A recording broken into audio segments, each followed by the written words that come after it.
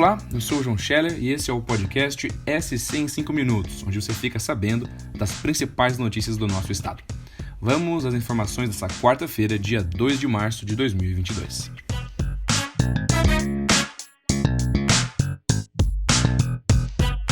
Começamos o podcast de hoje com a notícia de uma microexplosão que ocorreu em uma plantação de eucaliptos lá em Quilombo, no oeste do estado. Esse fenômeno ocorreu em meio a um temporal que atingiu a cidade na última segunda e foi confirmado pela Defesa Civil hoje. A microexplosão atingiu uma plantação de eucaliptos com estragos pontuais, mas mesmo assim não deixou de assustar os moradores da região.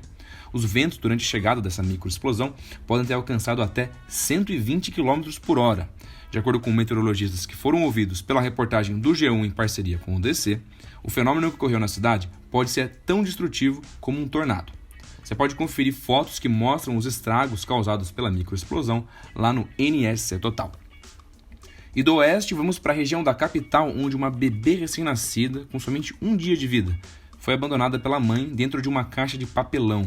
Isso aconteceu numa rua de Palhoça, lá na Grande Florianópolis. A mãe da criança deixou uma carta pedindo que fosse encontrada uma família para a filha e também ligou para o SAMU, avisando onde que a criança estava. Com isso, a bebê já foi resgatada, avaliada por médicos e vai ser encaminhada para a assistência social do município. Na carta deixada pela mãe junto com a criança, ela diz que foi demitida depois de dar à luz e que não teria condições de cuidar da bebê.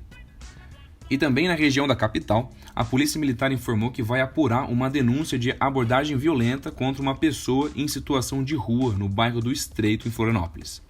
O caso teria acontecido ontem por volta da 1 da tarde. Quem grava as imagens narra que um dos policiais estaria estrangulando o homem, que não apresenta reação, e depois o chutando. Esse vídeo ganhou mais repercussão depois de ser compartilhado pelo padre Júlio Lancelotti, que é conhecido na luta pelos direitos de pessoas em situação de rua. Nas imagens, 2 policiais, um homem e uma mulher, aparecem na abordagem. De luvas, o policial pega com uma mão o homem negro que está sentado em frente a um prédio residencial e o empurra para trás. A mulher assiste. Em seguida, o policial dá um chute no homem.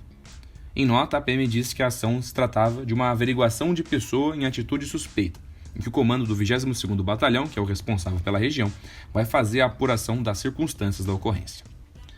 Bom, mudando um pouco de assunto, esse ano, cerca de 1,58 milhão de contribuintes devem declarar o imposto de renda em Santa Catarina. Os dados são da Receita Federal.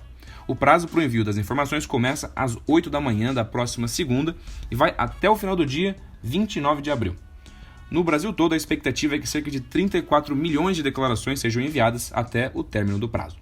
E esse ano, a declaração do IR vai ter algumas mudanças, a começar pela forma de pagamento. De acordo com a Receita, o PIX vai poder ser usado para o recebimento da restituição e para o pagamento da DARF. Além disso, o acesso à declaração já pré-preenchida vai ser ampliado para diferentes plataformas. Vai ser possível, por exemplo, iniciar a declaração no programa instalado no computador, continuar no aplicativo de celular e finalizar na versão web. E agora vamos para a política. No final da tarde de hoje, o governador Carlos Moisés confirmou que o advogado Marcos Fey Prost foi nomeado como novo desembargador do Tribunal de Justiça de Santa Catarina. Com 76 votos, ele foi o mais votado para liderar a lista tríplice do 5º Constitucional da OAB Santa Catarina. Moisés, que teve Prost na sua defesa nos processos de impeachment, já tinha o advogado como seu favorito na disputa. E para finalizarmos o podcast de hoje, vamos falar do projeto do túnel subaquático que vai ligar Itajaí e Navegantes. A obra de engenharia, que é inédita no Brasil, está mais perto de ter o seu financiamento internacional autorizado. Na véspera do feriado de Carnaval, 3 prefeituras de Itajaí, Navegantes e Balneário Camboriú, que são as que vão dividir os custos do empréstimo, manifestaram ao Banco Mundial o interesse na continuidade das tratativas e definiram o projeto de mobilidade como prioritário. Além do túnel submerso, o empréstimo de 120 milhões de dólares inclui recursos para a reurbanização da orla de Balneário Camboriú e a integração do transporte coletivo intermunicipal com veículos elétricos. O pacote é considerado uma virada de chave no modelo de mobilidade urbana na região. No momento, o projeto está em fase de juntada de documentos para o Banco Mundial, que vai dar um retorno sobre a primeira fase do processo de financiamento até o final de abril.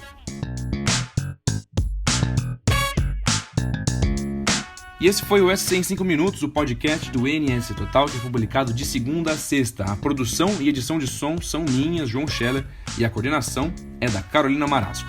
Essas notícias e outras você pode conferir nos links que estão na descrição desse episódio e também lá em NSC Total.